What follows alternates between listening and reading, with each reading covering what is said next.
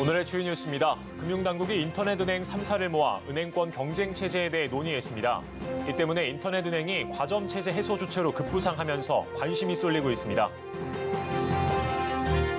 글로벌 복합 위기에 대응하기 위해 우리 기업이 인력 발굴에 팔을 걷어붙였습니다. 오늘 진행된 셀 라이브 포럼에선 젊은 인재를 확보하기 위한 다양한 의견이 제시됐습니다. 윤석열 정부가 국내 바이오 산업을 핵심 전략 산업으로 키우겠다고 나섰습니다. 하지만 금리 인상에 기업 투자가 막히며 줄도산 우려까지 나오고 있습니다. 고물가 기조에 정부가 먹거리 가격 인상을 자제해달라고 요청했습니다. 하지만 원가 부담이 커지면서 식품업계는 더 이상 버티기 힘들다는 목소리를 내놓고 있습니다.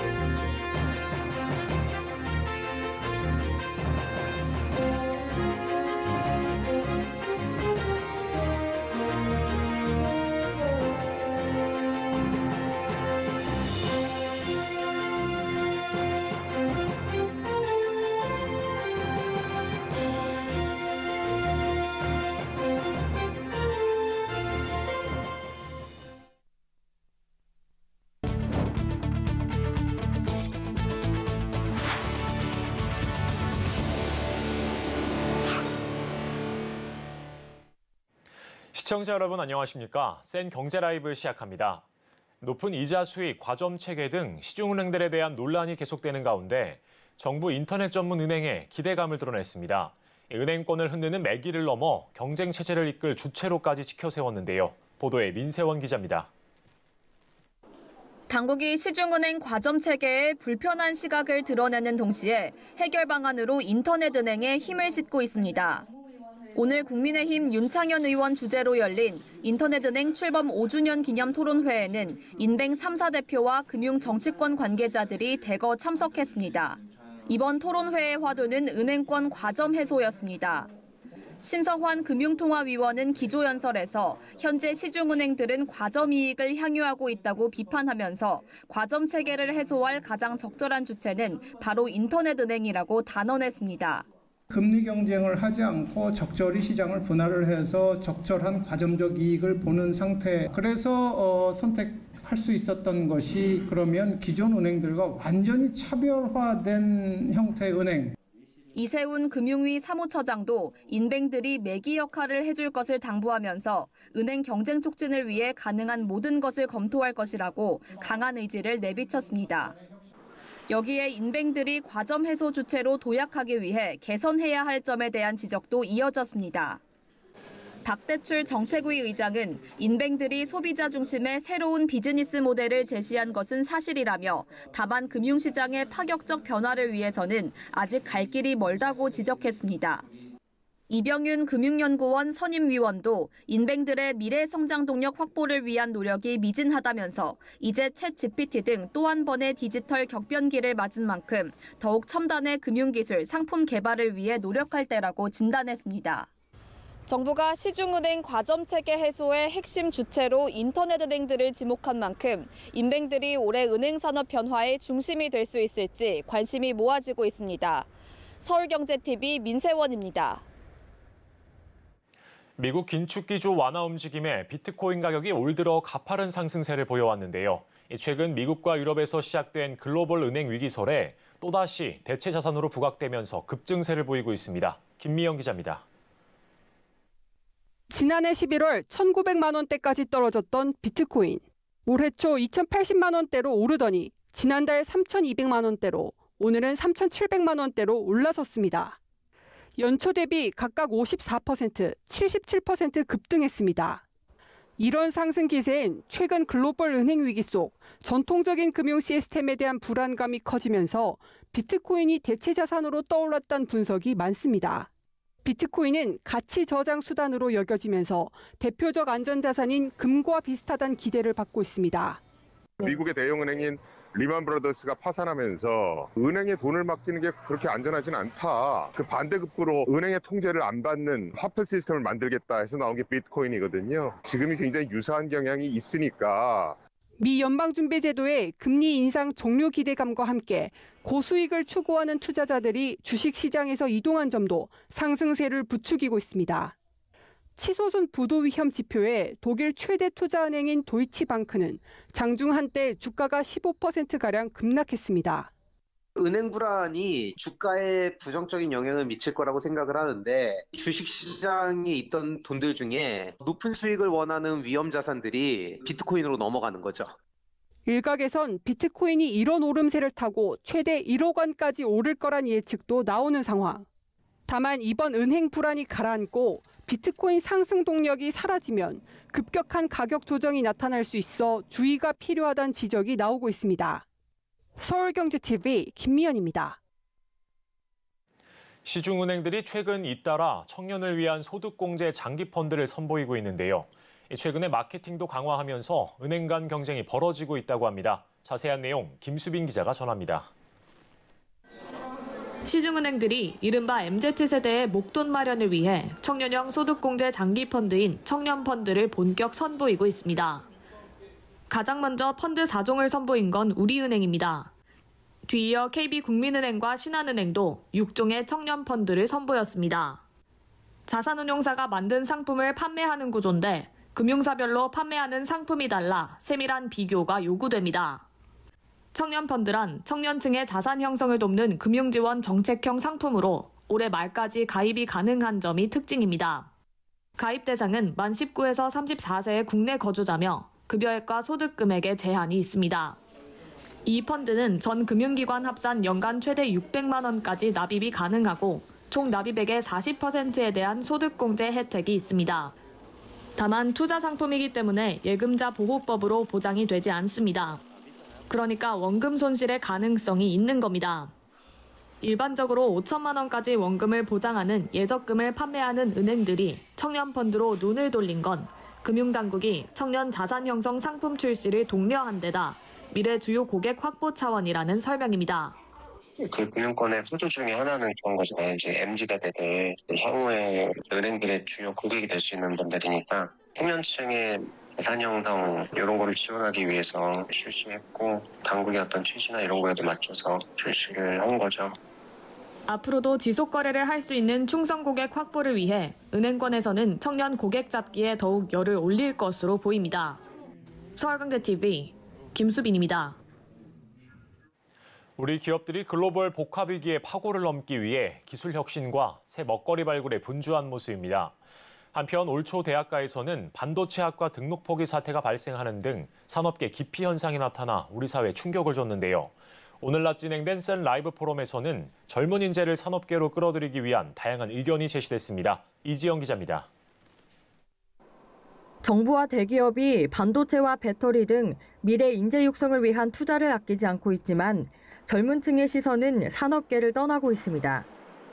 종로학원에 따르면 2023학년도 정시 모집에서 연세대, 고려대, 서강대, 한양대 등 주요 4개 대학 중 대기업 취업 연계가 가능한 반도체학과 등록 포기율은 모집 인원 대비 155.3%로 집계됐습니다.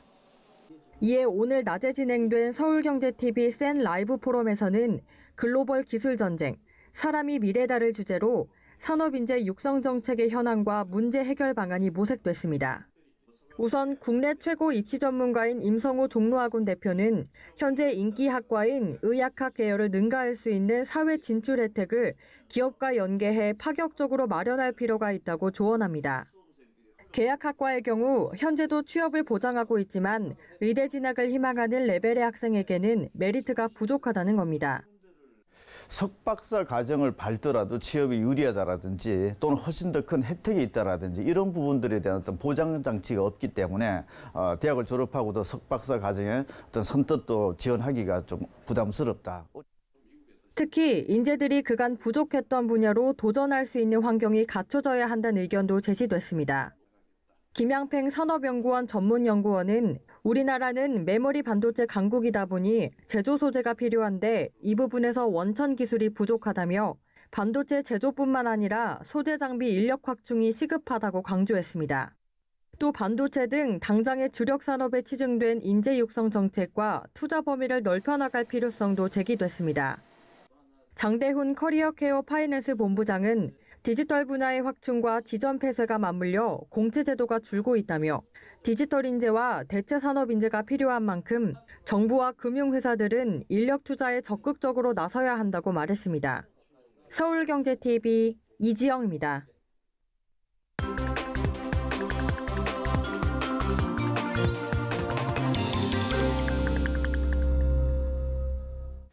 서정덕의 JD모건 보도본부 증권부 서정덕 기자와 함께합니다. 안녕하십니까? 예, 반갑습니다. 예, 안녕하십니까? 예.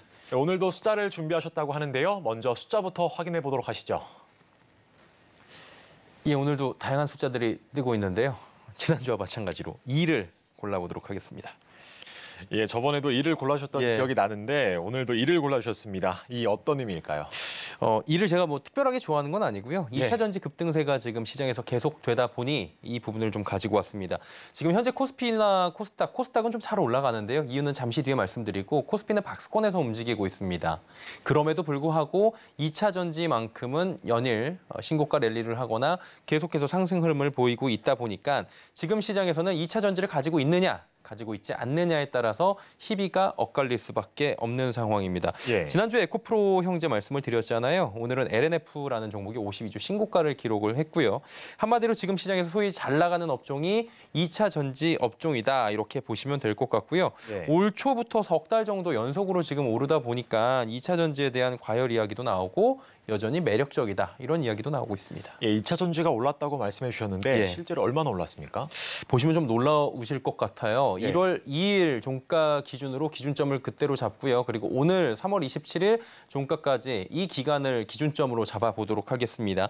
코스피가 8% 올랐습니다. 뭐 적게 오른 건 당연히 아니고요. 그런데 2차 전지 LNF, 포스코 케미칼이 40에서 60% 정도 올라갔고요. 지난주에 저희가 말씀을 드렸던 에코프로가 약 300% 오늘 종가 기준으로요. 그리고 에코프로 BM이 142%나 올랐습니다.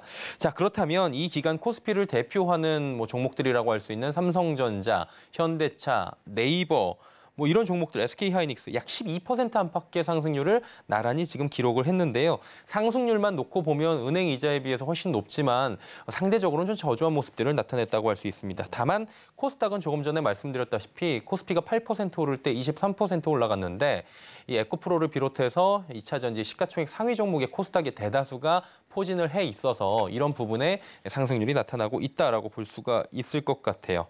네, 일단 주식이 이렇게 올라가면 기본적으로는 좋은 것으로 느껴질 수 있는데 그쵸. 왜 노이즈는 계속 꾸준히 나오는 걸까요? 일단 많이 올랐기 때문이다, 이렇게 설명을 하시는 분들도 계실 것 같은데요. 예. 물론 많이 올랐다고 뭐 종목에 문제가 있거나 업종에 문제가 있는 건 아닌데 단기간에 쉼 없이 하루도 빠짐없이 거의 올랐다고 보다 보니까 거기다가 이제 일부 주도주만 올라가던 시장이 2차 전지라는 이름만 걸치게 되면 계속해서 올라가는 현상으로 번졌기 때문으로 보입니다. 이 과정에서 박탈감도 일부 나온다고 하는데요. 심리적 용어로 포모라고 하죠. Fear of Missing Out이라고 해서 소외되는 것에 대한 두려움, 즉 요즘 말로 이렇게 하더라고요. 나만 없어 2차 전지, 이런 상황이 발생할 수 있다는 거죠. 자, 조금 전 짚어드린 대로 2차 전지를 가지고 있다. 그렇다면 시장에서 주도주를 가지고 있어서 수익률이 높게 발생을 하고요. 2차 전지를 가지고 있지 않다. 그렇다면 주가가 회복조차 안 되는, 그러다 보니 과열 양상이 아니냐, 이런 지적들도 나오고 있는 거죠.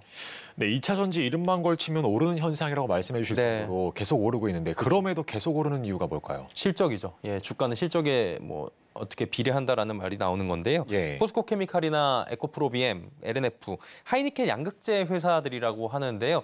니켈의 함량이 높은 이 하이니켈, 이 넘어서서 울트라 하이니켈이라고 얘기할 정도의 양극재 기업들이 세계를 주름잡고 있습니다. 양극재는 배터리 성능에서 가장 크게 성능을 좌지우지할 정도로 중요하고요. 배터리 가격에서 절반가량을 차지하는 없어서는 안 되는 주도적인 역할을 하는데요. 해당 양극재 기업들이 세계 기술을 주도하면서 K배터리 배터리의 위상을 높이고 있다는 겁니다. 예. 시장에서는 지금 이 양극재 기업들의 줄을 서 있고요. 없어서 못 판다라는 얘기가 나와 있는데 단적으로 예를 들어드리자면 포스코 케미칼 같은 경우에는 40조 원 규모로 삼성 SDI와 2032년도까지 계약분이 지금 체결돼 있는 상황입니다. 해당 기업들의 향후 이익 추정치 역시 확정치에 가깝기 때문에 안정적이다 이런 얘기들도 함께 나오고 있는 거고요. 특히 배터리 업종 같은 경우에는 바인딩 계약입니다. 즉 계약 시점이 아닌 거래 시점 가격으로 연동되는 부분도 지금 주요한 것으로 나타나고 있고요. 예. 한 가지 더 들어보자면 적극적인 IR을 기업들이 하기 시작한 것도 주요해 보입니다. LG에너지솔루션 IR에서 테슬라 가격 인하에 대한 영향에 대한 질문이 나왔어요. 이에 대해서 담당자가 배터리 판가는 고객과 계약에 의거한 것으로 차량 판매가에 영향을 받는 구조가 아니다라며 리스크는 제한적이라고 설명을 하기도 했습니다. 즉 기술력을 바탕으로 한 배터리 소재 회사들, 셀 회사들 이런 부분들이 경쟁 우위에 있고요. 이를 적극적으로 알리는 모습들까지 나타나니 복합적으로 주가 상승을 견인하고 있는 것이다. 이런 분석들이 나오고 있습니다. 예, 한편으로는 공매도 부분 이야기도 꾸준히 나오던데요. 예, 이게 빠지지 않고 나오는 게 2차 전지와 공매도 간의 이러한 대결 양상인데요. 2차 전지를 누르고 있는 게 그간의 공매도였다. 이런 얘기들이 계속 나오고 있었죠. 공매도에 눌린 주가에 대한 불만들이 굉장히 컸었는데 최근에는 조금 과격하게 표현하겠습니다. 공매도를 박살을 내자 이런 구호를 앞세워 개인들이 에코프로 그룹주를 1조 원 넘게 순매수하면서 전면전을 벌이고 있습니다. 실제로 이 기간에 공매도 잔고를 살펴보면 증가세를 나타내고 있는데요. 개인 투자자가 에코프로 그룹주를 지속적으로 사들이는 과정에서도 에코프로 그룹의 공매도 잔고는 에코프로의 경우에는 지금 167.7% 폭증했고 에코프로 BM도 15.7%가 늘어나기도 했습니다. 예, 그렇다면 업계 분위기는 어떻습니까?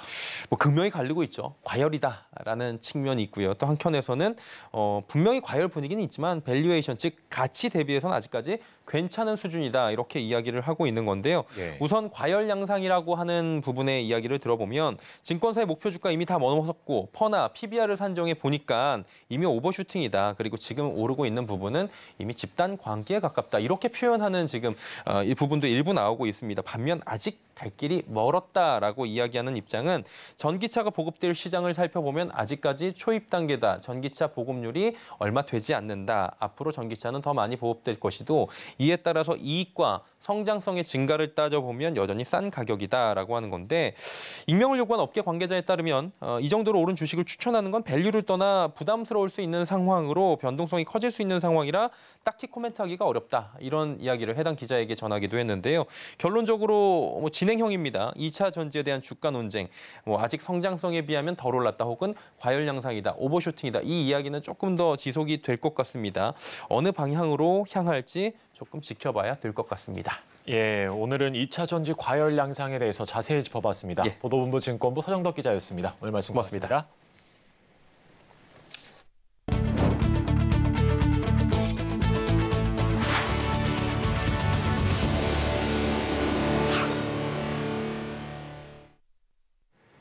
윤석열 정부가 바이오 산업을 국가 핵심 전략 산업으로 키우겠다며 K바이오 육성을 외치고 있습니다.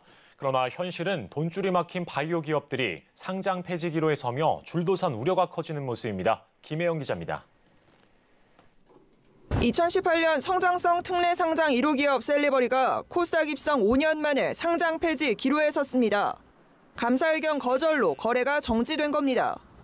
항암 신약 개발 기업 뉴지레파마, 면역 세포 치료제 기업 SE생명공학도 마찬가지입니다.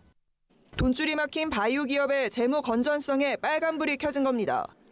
셀리버리는 적자폭 확대가 발목을 잡았습니다. 1년 사이 영업 손실이 3배 가까이 치솟으며 기업의 존속 능력이 불확실하다는 평가를 받았습니다. 조대웅 셀리버리 대표가 사제 출연을 통해 20억 자금 수혈에 나서며 총력을 다하고 있지만 거래 재개는 미지수입니다. 비보존, 세종메디칼 등 바이오 기업의 감사 보고서 제출 지연도 이어지고 있습니다. 금리 인상기 직격탄을 맞은 바이오 기업에 대한 투자가 막히며 자금 경색이 심화됐고 주가 하락 여파에 전환사채 상환 우려까지 더해지고 있습니다. 실제 벤처캐피탈의 바이오 업종 신규 투자 비중도 꾸준히 줄고 있습니다. K바이오를 살리겠다는 윤석열 정부의 외침이 공연불에 불과하다는 지적이 나오는 이유입니다. 정부는 제약바이오 육성 5개년 계획을 내놓고 블랙버스터 신약 개발과 연매출 3조 원이 넘는 빅파마 발굴 등 K바이오의 장밋빛 미래를 그리고 있지만 바이오 기업이 마주한 현실은 상장 폐지 기로라는 씁쓸한 현실입니다. 서울경제TV 김혜영입니다. 물가 상승에 식품 기업들이 샌드위치 신세에 놓였습니다. 이 원가 분담이 커져 가격을 올려야 하지만 정부와 여론 눈치에 결정이 쉽지 않은 상황인데요. 정부의 가격 인상 자제 요청에 따르고 있지만 하반기부터는 버티기 어렵다는 말도 나옵니다. 서지은 기자입니다. 먹거리 부담이 좀처럼 가시지 않고 있습니다. 통계청에 따르면 지난달 외식 물가 지수는 지난해 동월보다 7.5% 올랐습니다. 외식 물가 지수는 지난해 9월 이후 상승폭은 줄었지만 햄버거와 치킨 등 외식 가격이 줄줄이 올라 상승률 둔화가 지속될지는 장담할 수 없는 상황입니다. 버거킹과 맘스터치, 미스터피자 등 패스트푸드 업계는 지난달과 이번 달 가격 인상을 결정했고 최근 교촌치킨도 주요 메뉴 가격을 최대 3,000원 인상한다고 밝혔습니다. 교촌은 가격 상승 결정 이후로 누적된 원가 부담을 꼽았습니다. 지난해 교촌치킨의 매출액에서 원가 비율은 약 86%까지 치솟았습니다. 교촌 관계자는 인건비부터 원자재 값까지 오르면서 운영 비용 부담이 커졌고 이런 부분이 수년간 누적돼 왔다고 말했습니다. 앞서 교촌치킨은 2021년 주요 메뉴에 대해 최대 2,000원의 가격 인상을 단행했지만 지난해 영업이익은 전년 대비 10분의 1 급감했습니다. 이번 교촌치킨의 가격 조정은 프랜차이즈 치킨업계 가격 인상 신호탄이 될 가능성이 높습니다. 앞서 2021년 11월 교촌이 가격을 올린 뒤 BHC가 한 달 만인 12월, BBQ는 6개월 뒤인 지난해 5월에 가격을 올린 바 있습니다. 한 번 인상하고서는 지금 3개월, 6개월 내로는 못하지만 경제 불확실성이 높고 그러니까 올해 안에 또 인상 안 할 거라고는 얘기할 수 없는 상황입니다. 한편 지난달 하이트진로는 음식점, 술집 등에서 판매되는 수입주류 출고가를 평균 15.9% 올렸고 하이네켄 코리아도 업장용 일부 제품 가격을 인상한 바 있습니다. 한 식품업계 관계자는 고통분담 차원에서 업계가 가격 인상을 자제하고 있지만 하반기에는 버틸 수 있을지 모르겠다고 말했습니다. 서울경제TV 서지은입니다. 완성차 업계에서 기존 SUV 형태의 세단에 장점을 더한 크로스오버 차량을 속속 선보이고 있습니다. 편리함에 기술력을 결합해 수요자들을 공략하고 있는데요. 박세아 기자입니다. 세단에 대한 수요가 줄고 상대적으로 수요가 높은 SUV 시장에서 소비자 편의에 맞춰 발전된 크로스오버 차량이 주목받는 분위기입니다. 도시명 SUV라고 해서 세단의 장점을 흡수하다 보니까 옵션도 좋고 정숙성이나 실내 운행 특성이 굉장히 좋아졌어요. 그래서 업계에서도 크로스오버 유틸리티 차량을 속속 내놓고 시장 공략에 나서고 있습니다. 스텔란티스 코리아는 지난해 파리 모터쇼에서 최초 공개한 뉴푸조 408을 올해 국내 출시할 예정입니다. 1480mm의 낮은 전고를 통해 역동적인 패스트백 실루엣을 구현하고 효율적인 공기 흐름을 완성한다는 전략입니다. 한국 토요타도 정통 세단을 표방하던 크라운 CUV 타입인 크라운 크로스오버 출시를 검토하고 있습니다. 크라운은 토요타가 1955년 출시한 세단입니다. GM은 지난주 쉐보레 트랙스 크로스오버를 국내 출시했습니다. 트랙스 크로스오버는 출시 3일 만에 계약 대수가 6,000대를 넘는 등 시장에서 호응을 얻고 있습니다. 업계에선 SUV의 다목적성과 세단의 안락함을 갖춘 크로스오버 차량이 각 완성차의 기술력을 결합해 다양한 형태로 출시될 것으로 전망하고 있습니다. 서울경제TV 박세아입니다. 한국항공우주산업이 현대건설과 손잡고 국산 항공기 수출과 해외 건설 사업 확대를 위한 전략적 협력에 나섭니다. 양사는 오늘 안국동 현대건설 본사에서 항공우주 분야 방산 수출 확대와 해외 건설의 수주 경쟁력 제고를 위한 상호 협력 업무 협약을 체결했습니다. 이번 협약은 정부의 세계 방산 수출 점유율 5% 달성과 4대 방산 수출국 도약, 제2의 중동건설붐 등 주요 정책과 연계한 산업 간 자발적 협력 프로젝트로 추진됩니다. 카이는 항공기 수출 마케팅 시 현대건설과의 협력을 통해 공항 관제시설, 경납고, 활주로 등 항공 인프라 건설을 연계한 패키지를 구성하고 고객 맞춤형 제안을 강화할 예정입니다. 현대건설은 그동안 국내 건설사가 쉽게 접근하지 못했던 해외 군사시설 건설 참여 기회를 확대하고 해외 사업 역량을 넓힐 계획입니다. 윤경림 KT 차기 대표이사 후보가 사퇴 의사를 밝혔습니다. 새로운 수장을 뽑는 절차가 다시 원점으로 돌아가면서 KT는 한동안 경영 공백이 불가피해졌습니다. 대규모 예금 인출 사태로 사실상 파산한 미국 실리콘밸리 은행을 퍼스트 시티즌스 은행이 인수하기로 했습니다. 인수 규모는 우리 돈 약 94조 원으로 전망됩니다.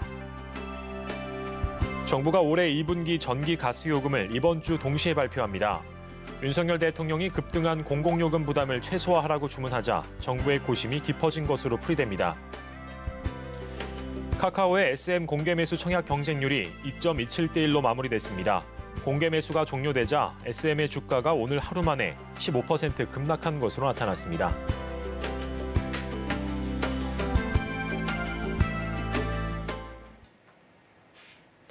이상으로 센 경제 라이브를 마칩니다. 오늘도 함께해 주신 여러분 고맙습니다.